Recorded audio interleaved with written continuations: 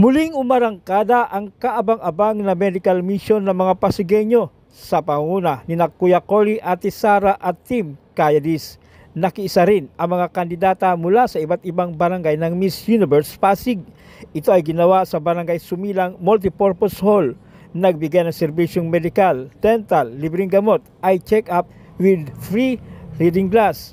May kasama pang free massage, manicure, pedicure, haircut, mobile laboratory at marami pang iba.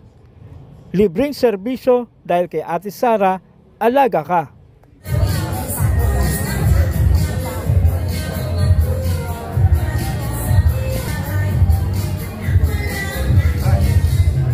Morning, sir. Hi.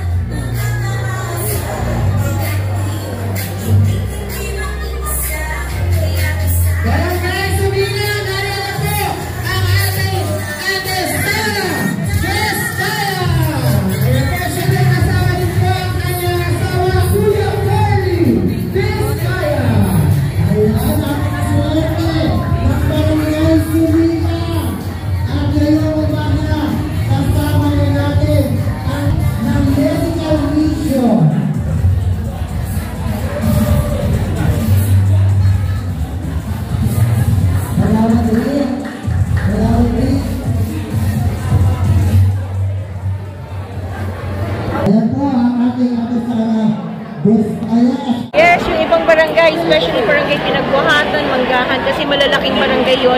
Hindi naman natin lahat na cater. So, definitely we will be going back sa mga barangays natin. Yan. Question na rin. Sa iyo. Ma'am, after po. Ma'am, after po dito, saan po kayo papunta? Yes, today kasi meron tayong very hectic yung schedule. So meron tayong soup kitchen, which I have been doing this for 7 years na. So these are kids all over Pasig, mga indigent na bata na dinala sa, nagkasama-sama. Dapat nung Christmas to, kaya lang yung date na binigay sa akin nag-coincide sa date ng fiesta ng Pasig. So ngayon ginawa yung soup kitchen natin. Parang belated Merry Christmas party nila. Next, bakit laging health yung priority? Because health is wealth. Siyempre, health is our priority. Kasi ako dati, nagkasakit ako na may diabetes ako. Nagkaroon ako ng parang complications or due to sa diabetes ko. Parang doon ko naisip na talagang yung mas maganda yung preventive. Preventive na alam mo yung sakit mo bago pa mangyari. Kaysa naman na too late na nandyan na yung sakit mo. Kaya pina-priority natin yung health. Para, syempre, madami din mga Pasigueño na hindi maka-check, pagpa-check up. Kasi usually yung mga medical assistance na hinihingi sa akin sa office is medical check-up, pang-laboratory, sa gamot. So why not bring the services to them? Para hindi na yung naghihintay sila sa office namin kung kailan namin ma-serve yung medical assistance nila. So kami na mismo bababa sa barangay para maibigay yung serbisyo na yan. Sorry. Yung question ko po is, nagbitaw po si Mayor Vico na gusto niyo tumulong yung 1 billion. Eh, huwag na lang po kayo tumakbo. Instead na itulong na lang po. Ano po masasabi ko? Una-una, yung pagtulong po kasi natin sa sarili nating paraan ay syempre limited lang din po. Kahit sabihin nating bilyonaryo ang tawag niya sa amin, limited lang din po yun. Hindi pa rin talaga makakatulong yung sa napakaraming populasyon ng mga taga-Pasig. At saka pagtakbo naman po ay karapatan naman po ng lahat ng mga tao po yan at wala pumipigil sa'yo. Hindi mo pwedeng pigilin o bigyan ng advice na huwag kang tumakbo dahil pwede naman kayong tumulong sa paraan ninyo dahil mayaman naman daw kayo. So, ibig sabihin, gusto lang po natin, kaya siguro tumakbo si Ate Sara dahil gusto lang po niyang mas maging malawak po ng matinding lawak ang pagtulong na gusto at nais po niya. Parang tanong lang din po naman yan na parang bakit ayaw naman mag-asawa? Pwede naman mag-asawa ang mayor. Diba po? Okay. Unang buwan, unang taon po na 2025, unang arangkada po ng medical mission ng St. Gerald Charity Foundation. Ano po ang inaasahan pa po ng mga Pasigueño sa amin? Siyempre tuloy bukod sa free medical mission, every week tayo, bumababa tayo para magbigay ng bigas natin. Lahat ng barangay mapapabaan din yan. Sabi nga, late na yung aming pamaskong handog, pero di ba, wala naman sinasabi kung kailan na tayo pwede magbigay. So, parang everyday Christmas with the SGC Foundation. So, sinasabi ng kabilang kampo na maluklok daw kayo, babawiin nyo rin yung mga ginagastos nyo. Babawiin ang ginastos. Hindi babawiin. Bakit namin babawiin? Wala naman kami, we have enough. No, we have enough. Bakit hindi na lang sabihin na sobrang yaman naman nila kaya hindi na nila babawiin yan? Sa amin po, totoo naman po yan, babawiin po namin yan, pero hindi sa paraang pera din po, hindi sa paraang uri ng kayamanan din po, kasi meron na tayo nun. So ang gusto po namin pagbawi, yung paraang magandang kalusugan namin, maging payapa lahat, maging masaya, yung pang pagbawi na divine na pagbawi, at saka yung pangloob na kaligayahang nararamdaman mo, yun po ang bawi siguro na nais po namin. Hindi yung nagbigay ka ng bigas na dapat ang maibalik sa'yo, nagbigay ka ng pera, dapat maging pera ka rin.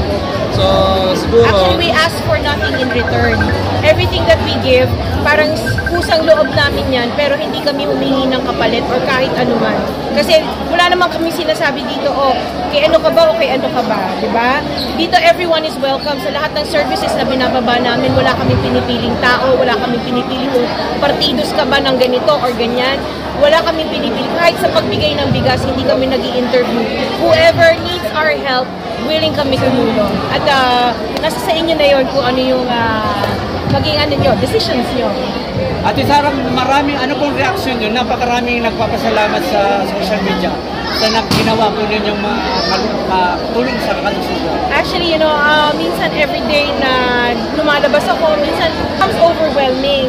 Pero yung mga comments na pagsasalamat at napabawi yung pagod mo, na parang nakakalimutan mo yung pagod, yung hirap na pinagdadaanan na ikot ka na ikot sa init, sa lamig, nagkakasakit ka, pero yun, when you see the comments of na nagpapasalamat ang mga tao, parang minsan na kulang ako, naiiyak ako. Kasi parang you're appreciated. Ay, election man wala, hindi na papagod tumulong yung si Ate Sara. Yeah, we've been doing this naman for the past, since naging okay kami financially, so this is 7, 8 years. We've been helping in our own way. So tuloy-tuloy pa rin naman yung pagtulong namin, regardless. Ma'am, last na lang po, mensahe sa lahat. Sa lahat ng mga Pasigueño, abangan nyo kami sa mga barangays nyo for our medical missions. At kung ano yung mga magiging programs namin, sundan nyo yung page na Ate Sara Diskaya page para sa lahat ng mga announcements natin. Sana this New Year, maging prosperous ang New Year natin. Siyempre malapit na rin ang Chinese New Year, so babatiin natin yung mga Chinese community natin na Happy Chinese New Year. And siyempre malapit na rin ang Valentine's, no? Hindi namin kaya yung maipangako na maibigay yung bagong pag-ibig, pero sa mga tao dito, mga solo parent po, may program din po kami doon para sa ganun, hindi na po kami maging solo ngayong Valentine's Day. So everyone, ang namin message lang is enjoy lang tayo, happy lang tayo. Kung magkita-kita tayo, kita-kita tayo sa sunod na mga barangays natin. Diyan kayo.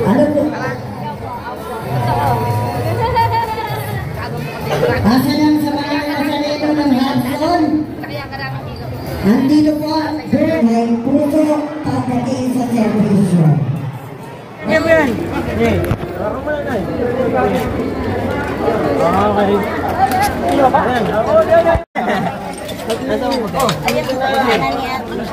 Bigyan mo ng take. Sige po. Dalawa ra. Lola, gusto niyo ba magpasalamat? Salamat po, Ma'am Sara. Nanayo. Ben. Salamat. Thank you. Maraming salamat. Sa Ate Sara. Maraming Ay, tayo natin yung salamat. Salamat. Salamat